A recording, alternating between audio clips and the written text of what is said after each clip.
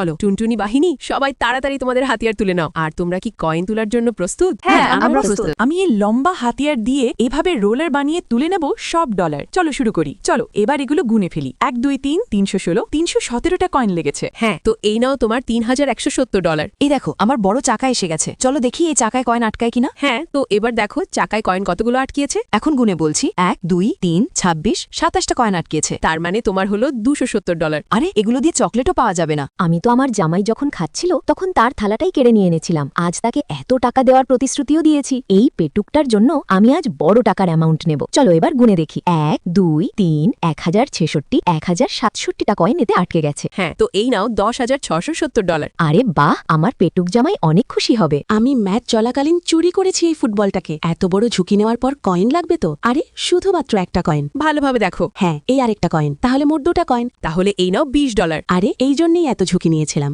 এইটা হচ্ছে সেই মহান ডিম যেটা মহান কাজ করবে। কিন্তু এটা তো ভেঙে গেল, এইটাই কি মহান কাজ? এটা তো আমার নাক কেটে দিল।